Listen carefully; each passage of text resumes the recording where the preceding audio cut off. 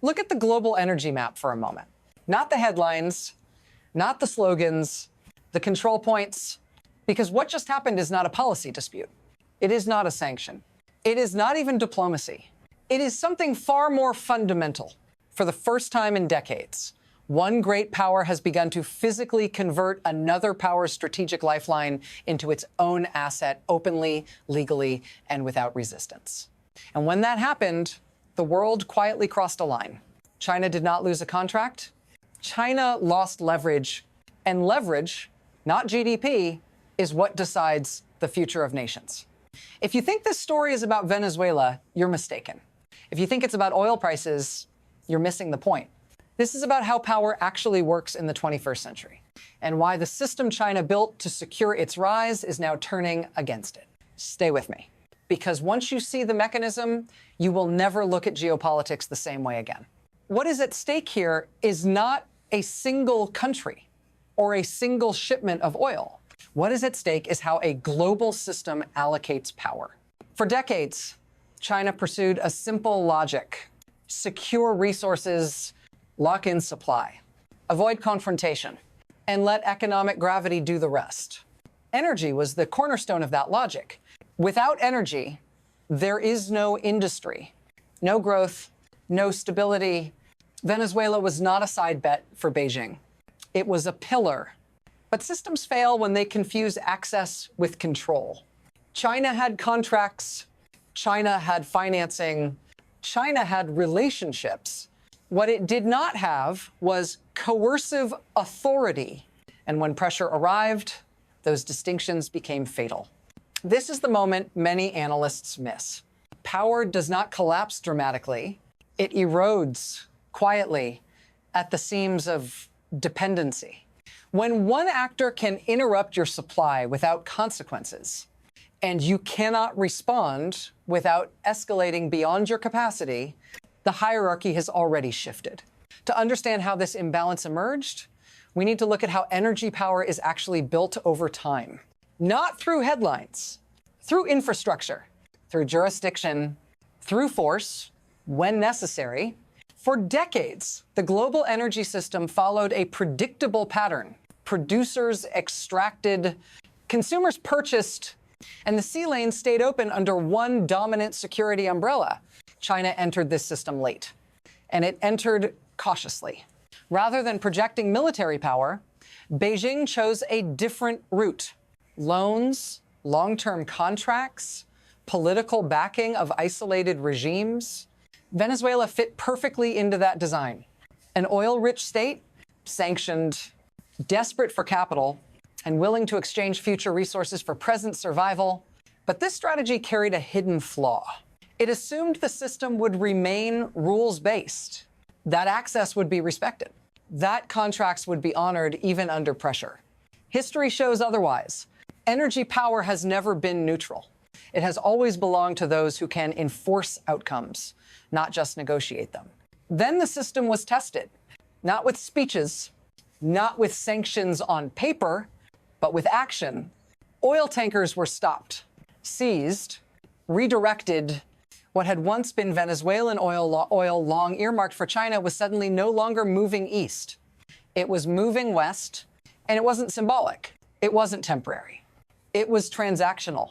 Tens of millions of barrels were taken under direct control and prepared for open market sale. This was the moment the illusion collapsed, because for the first time, China wasn't being pressured, it was being dispossessed. No negotiations followed, no countermeasures arrived, no escalation occurred, just silence. And silence in geopolitics is not neutrality. It is admission. If you're watching this and thinking, surely there was a response behind the scenes, pause for a second. There wasn't, and that absence is the signal. Because when a system loses a critical asset and cannot react without catastrophic risk, the hierarchy has already been decided. If this kind of analysis helps you see power more clearly, stay with me. What happened next exposed the core mechanism beneath the entire system. China's vulnerability was not about oil volumes. It was about structural dependence without enforcement power. Beijing had invested billions built political relationships, extended credit, shielded regimes diplomatically. But none of those tools function when a stronger actor controls the choke points. Energy power is not ownership on paper. It is control over movement, insurance, ports, shipping lanes, and legal jurisdiction. That is where the system breaks. China could protest. It could condemn. It could issue statements, but it could not compel reversal. Why? Because every meaningful response required escalation, and escalation would have exposed an even larger weakness. China's global strategy depends on stability, on uninterrupted trade, on avoiding direct confrontation in distant theaters. The moment it chose restraint, the message was sent, not just to Washington, but to every capital watching quietly. China can finance. China can buy, but when force enters the equation, it steps back. That is not a moral judgment. It is a systemic reality. The shock did not remain isolated because systems under stress reveal their weakest nodes one by one. As pressure mounted in Venezuela, another pillar began to wobble. Iran, once again, China found itself in a familiar position. Primary buyer, primary financier, primary external lifeline, and once again, no control over outcomes. Energy dependence becomes lethal when it is concentrated. When disruption hits one source, adaptation is possible. When it hits two simultaneously, the system starts to suffocate. This is where the crisis deepens. China was not losing oil. It was losing options. Finding alternative suppliers at scale is not a switch you flip. It takes years, infrastructure, political alignment, security guarantees, and none of those can be rushed under pressure. This is why energy is never just an economic variable. It is the foundation layer of national power. When that foundation becomes unstable, everything built on top of it begins to shake quietly at first, then all at once.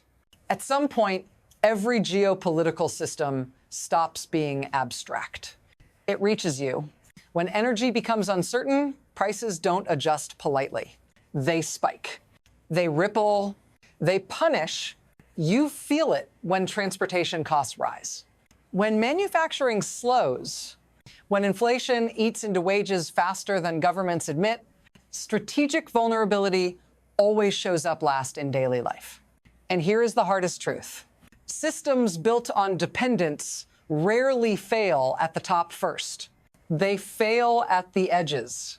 Workers, consumers, small businesses, families trying to plan 6 months ahead. You are told these disruptions are temporary, that markets will correct, that stability will return. Sometimes it does. Sometimes the system has already crossed a threshold. If you want to understand where the world is heading, not emotionally, but structurally, this is the moment to pay attention.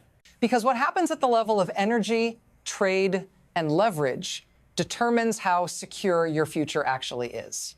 If this perspective matters to you, stay with me. Once strain appears in one major system, it never stays local. Energy shocks, travel, trade routes reprice, alliances recalibrate. What we are watching is not a bilateral dispute. It is a reordering of expectations across the global economy.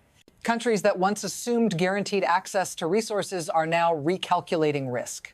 Shipping insurers reassess exposure. Investors price in political interruption, not just market volatility. And quietly, states begin to choose sides.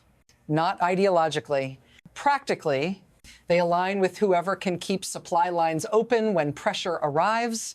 This is how power consolidates, not through declarations, through reliability under stress. When one actor can secure energy at scale, enforce outcomes, and absorb shocks, it becomes the default anchor of the system. Others adapt around it. This is why global influence often shifts long before it is officially acknowledged. The paperwork comes later.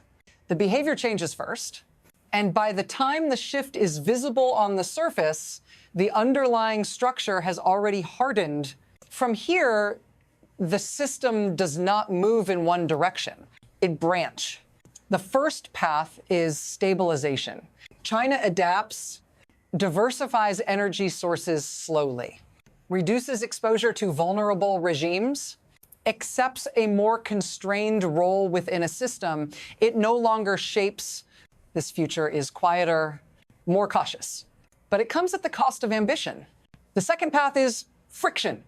Resource competition intensifies, economic tools are used more aggressively, trade becomes conditional, trust erodes further.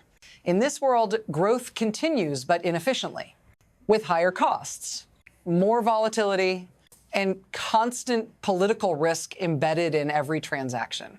Then there is the third path, escalation, where economic pressure collides with nationalism, where internal stress pushes leaders toward external confrontation, where systems already under strain break instead of bend. History tells us this path is rare but devastating. Which future emerges depends on one variable above all others: whether power is recalibrated through adaptation or resisted through denial. Systems don't forgive hesitation forever. The lesson of this moment is not about any single country. It is about how power actually functions in complex systems. Influence does not come from size alone, or growth rates, or ambition. It comes from control over foundations, energy, trade routes, legal jurisdiction, and the ability to enforce outcomes when the system is stressed. China's challenge is not that it lacks capacity. It is that it built its rise on access rather than authority. That distinction matters more now than ever, because the world is entering an era where systems are tested repeatedly. And when tests arrive, only structures with real leverage hold. If you want to understand the future, don't watch the rhetoric. Watch the choke points. This is where the next decade will be decided. If this analysis helped you see the world more clearly, share it with someone who still believes power is just about economics.